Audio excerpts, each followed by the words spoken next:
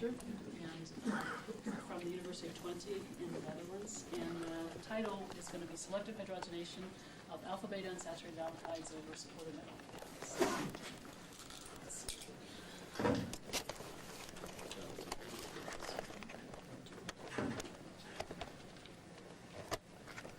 this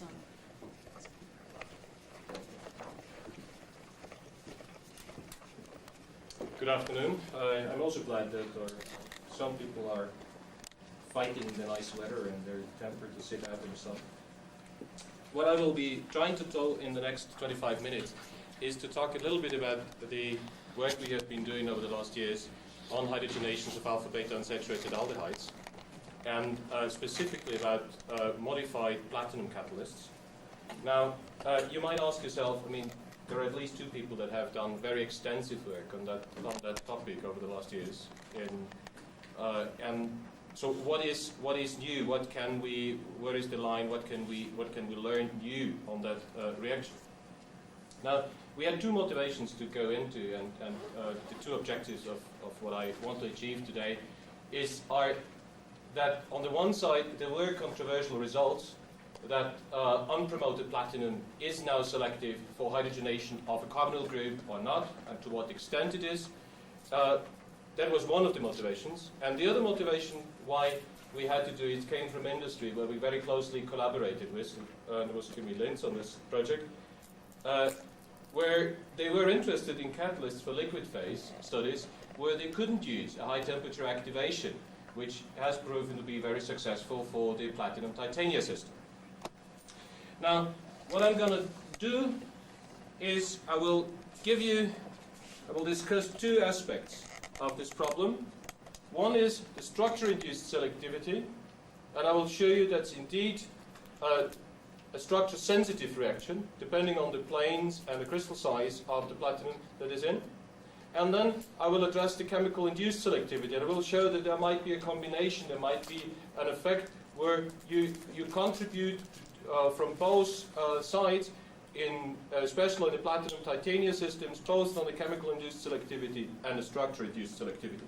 I will not comment on the work, especially that was proposed by and done by Pierre Galissot on the shape selectivity using metal particles in zeolites. Now, I will first address a particle size effect. I will then move to the chemical promotion.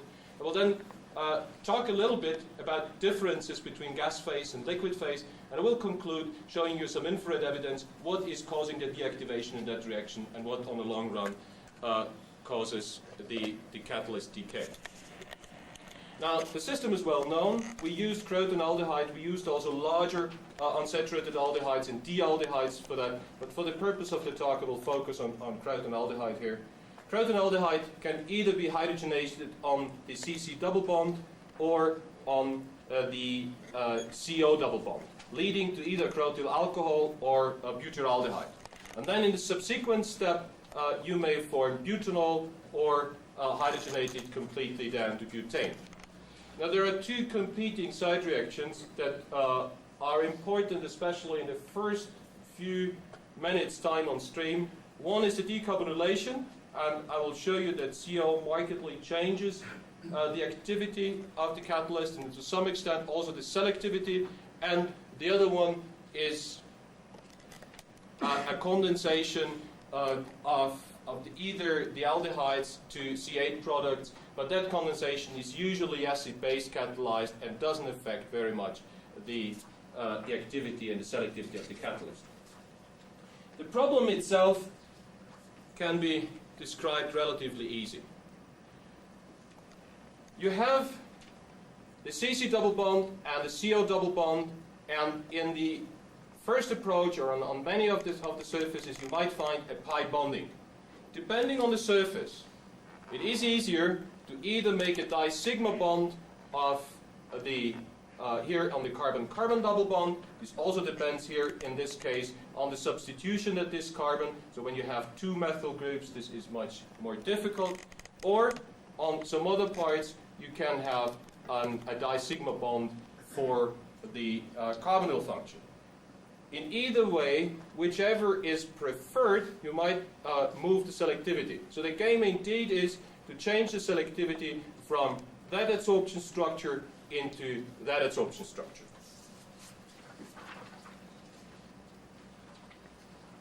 Well, let me show you first that focusing on the metal particle size, that the effect is similar in liquid phase and in gas phase.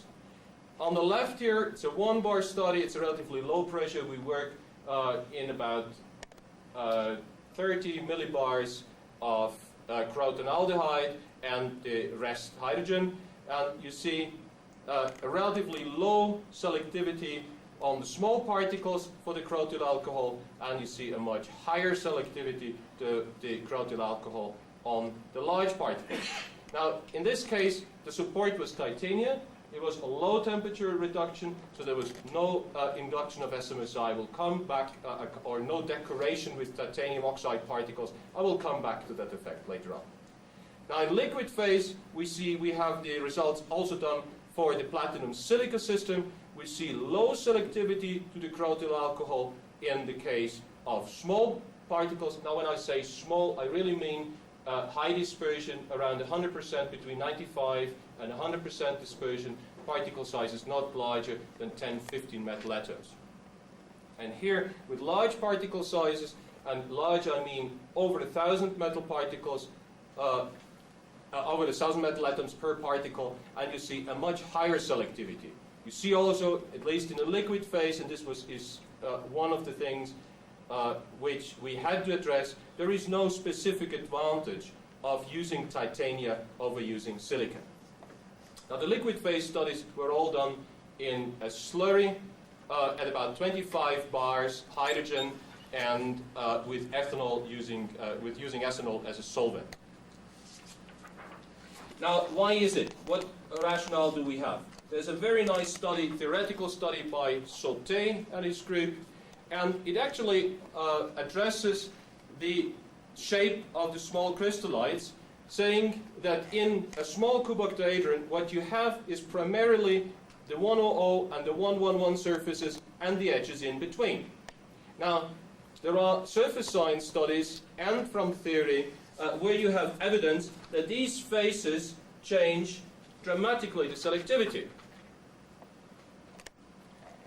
Now, when we focus on the platinum 100 surface, the favored sorption structure is a planar sorption structures involving both double bonds. Now, the carbon-carbon bond formation is favored, and it is favored because it's easier usually to make the di-sigma bond with the carbon atoms than with the carbon-oxygen atoms. And therefore, you will have the saturated aldehyde as the major product. On the platinum 111, which is a denser surface, you have a stronger repulsive effect of the methyl group, and that gets even enhanced if you go from a methyl group to a dimethyl group at the last carbon atom, and you get a preferential sorption via the carbonyl group. So you have measurable selectivity to the unsaturated alcohols. On steps and kinks, it again goes more and better on the carbon-carbon double bonds or on the planar structure, and again the saturated aldehyde or the saturated aldehyde wins out. Now, what is the difference then? With the small metal particles, we do have mainly the 100 and the 111 surfaces and the edges.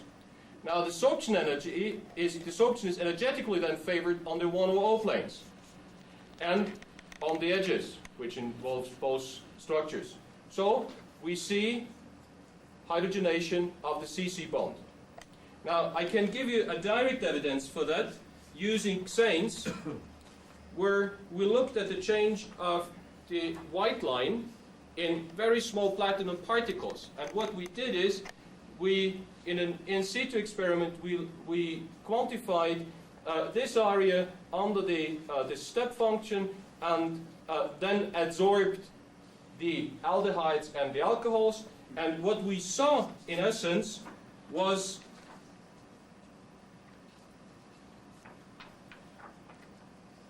a decrease of that white line independent of the functional groups we had in there. Now it was the smallest for butanol, was hardly observable, and it was about the same for the crotyl alcohol and the butyraldehyde, and it was double the amount and slightly higher than double the amount for the cretonaldehyde. And this tells you that indeed both structures are absorbed at the surface, and both double bonds interact with the platinum metal. Now, what is different than on the large particles, you start to grow more 1,1,1 surfaces. And with the higher concentration of the 1,1,1 surfaces, you start to preferentially sort or to get a higher affinity to make the disigma bond via the CO bond, and you get a preferred hydrogenolysis of hydrogenation of the carbonyl group. Now, we'll try to see whether we could promote this, and the promotion was suggested by Van Nuys and co-workers to be favorable using Lewis acid sites or using coordinatively unsaturated metal cations, and promoters like tin, iron, or oxides like gallium and titania were named. Now, in principle, what we're doing with this is we're facilitating formation of a disigma bond, and while not changing too much on this edge, so we're favoring the hydrogenation of the carbonyl group. We should see this in a little bit an adsorption-desorption equilibrium, while this group is relatively fixed at the surface. Now let me look to platinum supported on titania. 3 particle sizes we used, and I compare now, these are the similar data you have seen in the previous plot, at low temperature reduction, 200 degrees. You see we had a very good agreement between the particle size derived from exofs and hydrogen chemisorption. There is no suppression of hydrogen chemisorption in this one. And we see a clear trend when we go from the very small metal particles to the large metal particles, that the selectivity to crotyl alcohol increases. Now, the increase is quite substantial. We're talking here from about 10% in selectivity to around over 40% in selectivity. The rate doesn't, and the turnover frequencies don't change much. When you reduce it at higher temperatures, and higher temperatures are now between 400 and 800 Kelvin, what you see is the selectivity of the large particles here in green and red didn't change much. What changed dramatically was the selectivity of the platinum titania catalyst that had a small particle size. Didn't make much of a difference whether you reduced it at 670 K or at 870 K. So what we concluded was, at least for the small particles, we seem to have gotten a decoration of a creation of TOX sites close to the platinum. Note, this means also that at the low temperature, the titania at the perimeter of the 100% dispersed catalyst does not catalyze or does not induce a selective hydrogenation of the carbonyl group. Now, what surprised us, and I will give you the solution in the next slide, is there was hardly any effect on the large particles. They seemed all to be the same. Now, what we did then, we used several oxidation reduction cycles. So this is what you had seen before, at 200 C, at 500 C, so there was no difference. And when you started to go through oxidation reduction cycles, you could boost the selectivity of the large particles dramatically.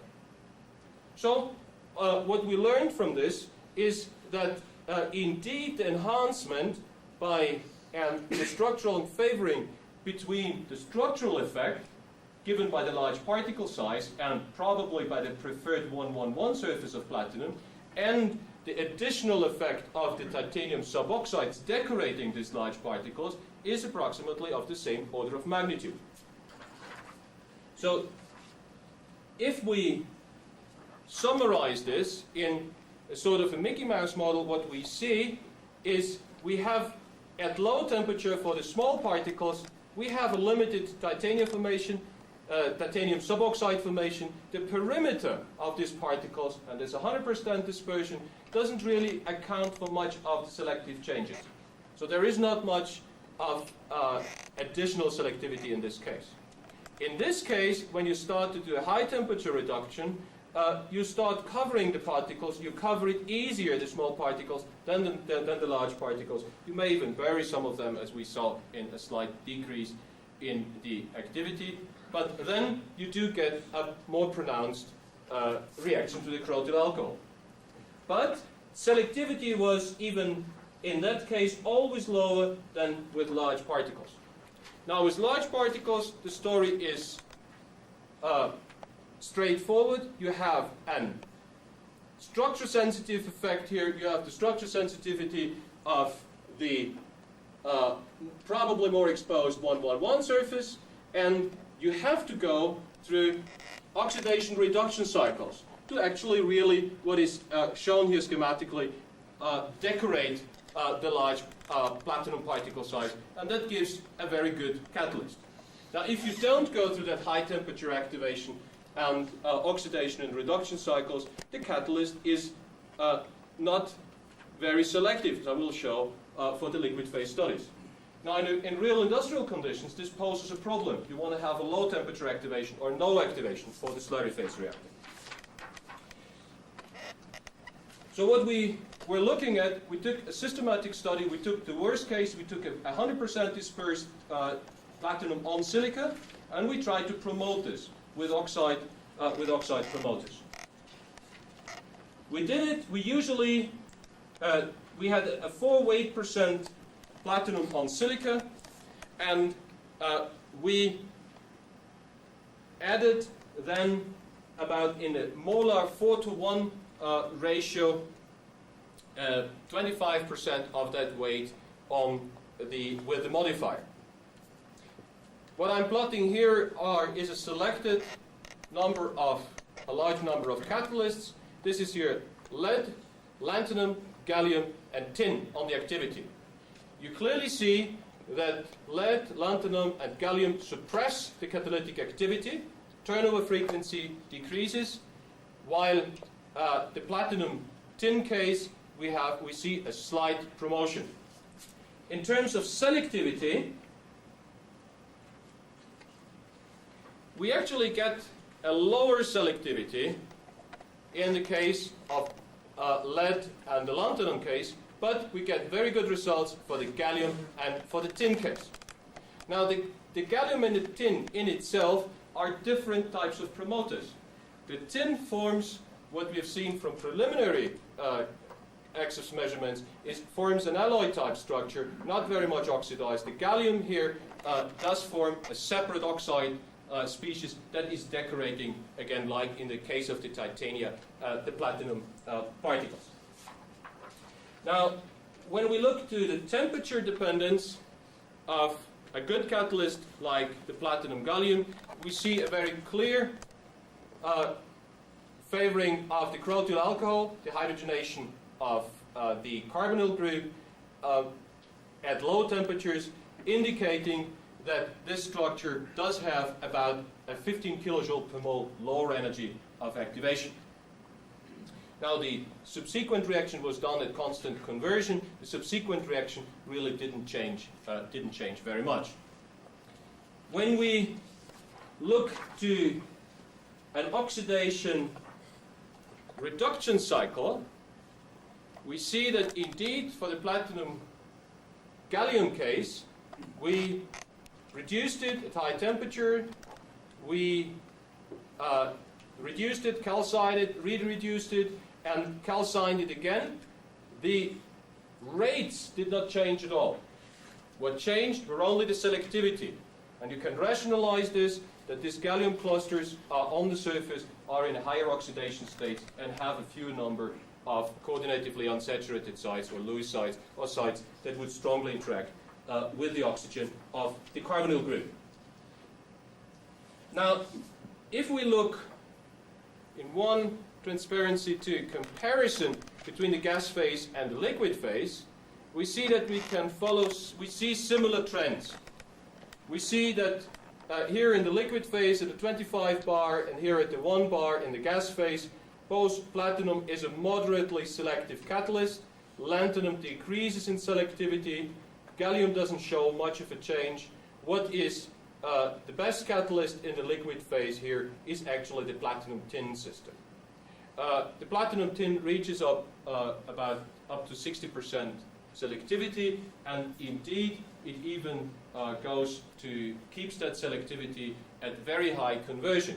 So we can go to about 80% conversion in liquid phase at 300 K with that kind of selectivity. We think in large terms this is true to a larger gap between the two modes of adsorption and therefore with respect to the apparent energy of activation. So you see we have run this reaction here at 350 K and this reaction here at 300 K. Now let me all these catalysts deactivate. And one of the questions was, where does the deactivation occur, and is the deactivation now favorable for our selectivity? What we have done is we went back to the gas phase studies and did an in situ infrared study on these materials. And what we follow here is the change after switching on the reactant crotonaldehyde hydrogen mixture as a function of time. The most striking feature, what you see is on the one side a buildup of carbon monoxide on the surface, and on the other side the product sorption and the reactant sorption here on the hydroxyl groups of the silica carrier. Now we can relate this increase in the CO intensity very well with the decrease in activity. So I've plotted here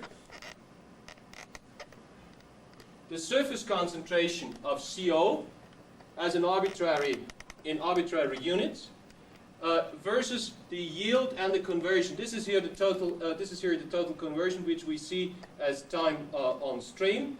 We see that mainly the hydrocarbons, the light hydrocarbons that cause the decarbonylation decrease markedly. We see this is really blown up under these conditions. We see hardly any change on the crotyl alcohol formation, and we see a slight decrease on the butyraldehyde concentration in the products.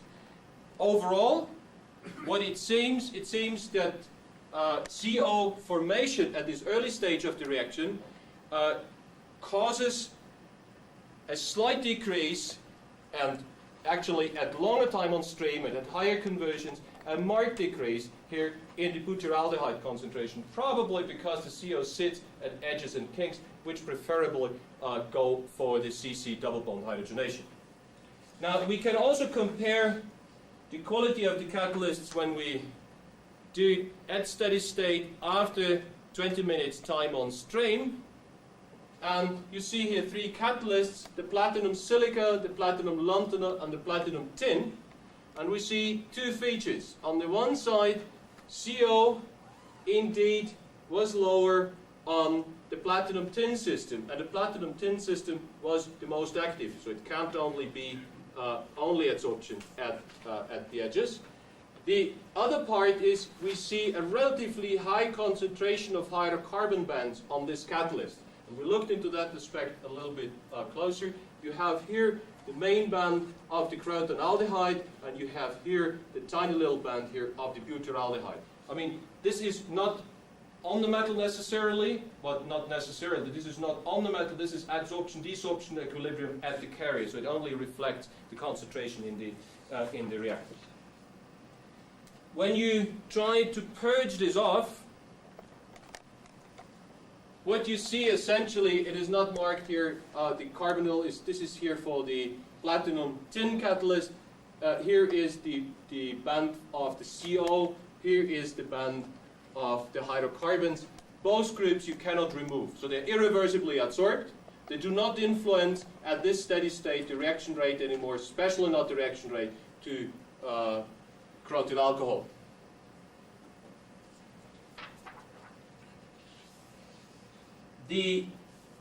If we summarize this,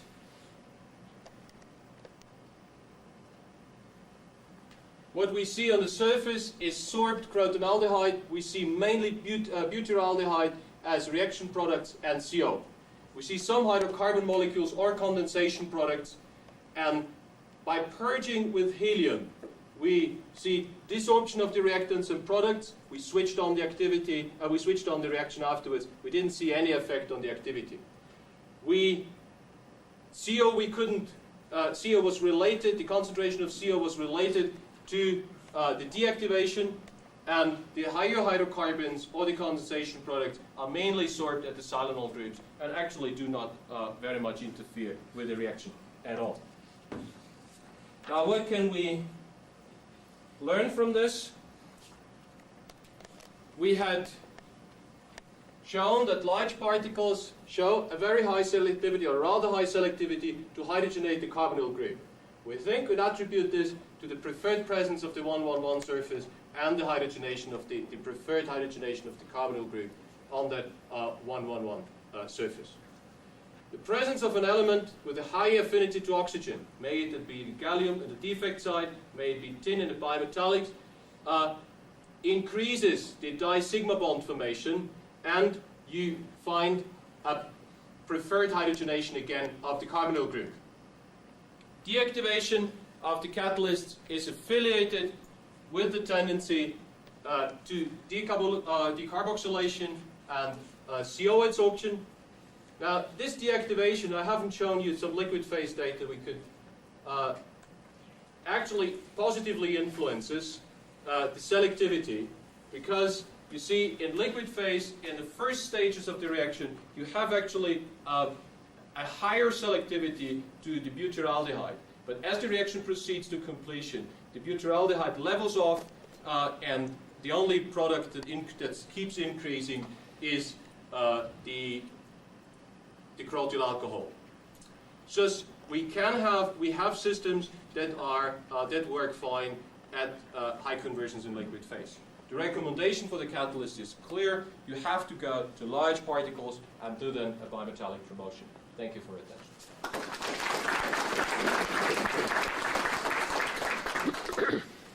we have time for questions? You can go to the microphone and identify yourself. Looking for a shortcut. Can have mine. Oh, thank you. My name is Greenfield from HGV Consulting Company. I had two questions. You compared the selectivities of different promoted catalysts, and I wondered, would those relative selectivities have been the same at different conversion levels? They have been for the liquid, for the gas phase. For the gas phase, we worked at the same conversion levels.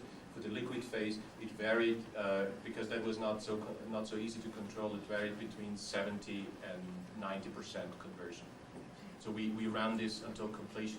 You had deactivation. We never reached 100% conversion on any of these catalysts under the present conditions, probably because of poisoning effect. So it levels off. And at your very high temperature reactions, I would have thought that you'd have a tremendous amount of side reaction. And I wondered if your selectivities might not have been a function of the stabilities of your three different products. For the gas phase reactions, we worked always close to about 10% conversion to be under a somewhat differential regime. It was not a true one. So we didn't see much of subsequent cracking. Of course, if you go higher, what you then see is you hydrogenate through. You first form the saturated alcohol, and then you form the hydrocarbon in this as a saturated product. Thank you.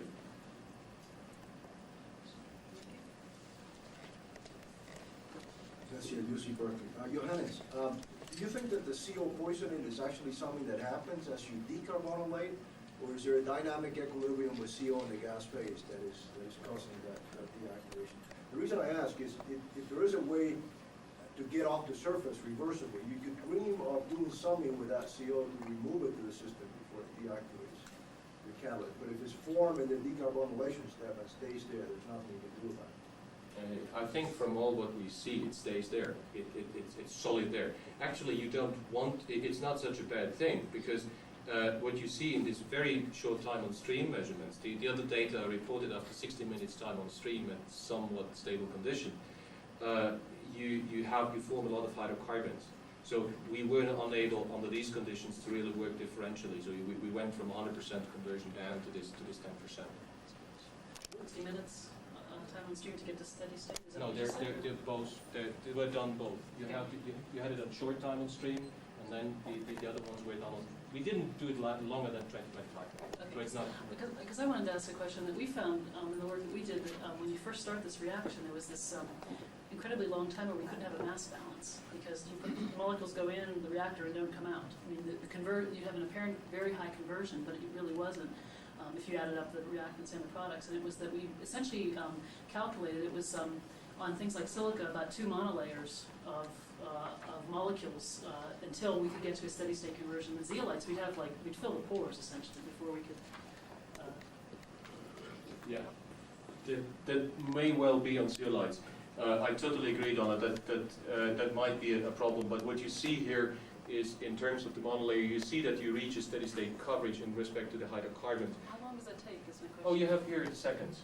Oh. Oh, it's around 400 seconds, and you're at steady state already. Okay. But I guess how much surface area does the titania have? This is done on silica. This is a platinum. This is a platinum silica. That has around. I think it was a 200. Can you calculate how many molecules that takes? I mean, before you get to a steady state, as that's building up, you're seeing something that we saw, but on a different time scale, I think, where some molecules are sticking and not coming out as products. Or Yes, we could. We haven't done it. I mean, it only takes the calibration. What you see, they selectively stick to the silanol groups. yeah. I mean, You I think suppress you suppress the silanol groups. They're almost completely gone, but they're not completely gone. So I think it's a good approach.